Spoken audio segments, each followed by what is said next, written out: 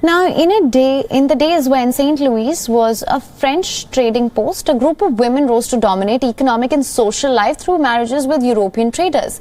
Today, a Senegalese fashion designer and an academic diligently working to persevere their legacy. Take a look. Senegalese fashion designer Ndia Diop guards the history of some remarkable women.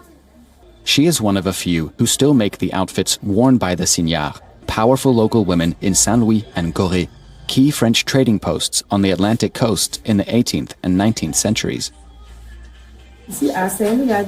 In St. Louis, there were events with French President Macron and Macky Sall. I made the outfits of the Signares that took part in them.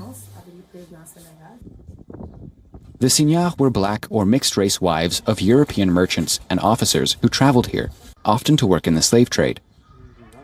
These temporary marriages lasted for the duration of the husband's stay. Upon his return to Europe, the union might dissolve.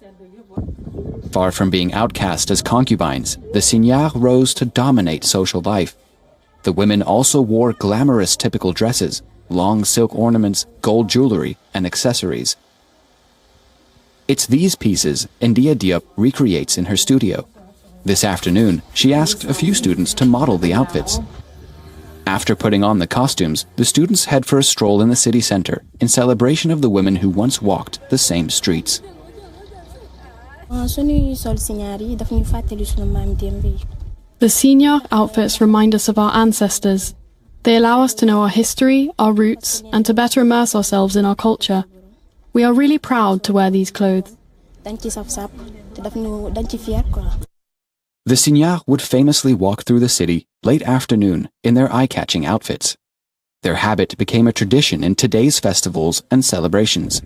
But Diop says their story is underappreciated. People are only interested in Signare when they hold events or inaugurations. It's on these occasions that they call me to get girls wearing Signare outfits. But the history doesn't interest many people anymore. Aminata Sall of Senegal's Center of Research and Documentation is another custodian of the Signares' unique history. She catalogues the outfits inspired by historical accounts and engravings. We forget that they were there, that women have always been there.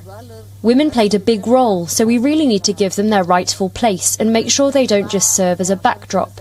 Because right now it's just that, a backdrop, folklore. And it shouldn't be like that anymore. At the height of their influence, the Signares helped to bridge gaps between their European husbands and the indigenous population.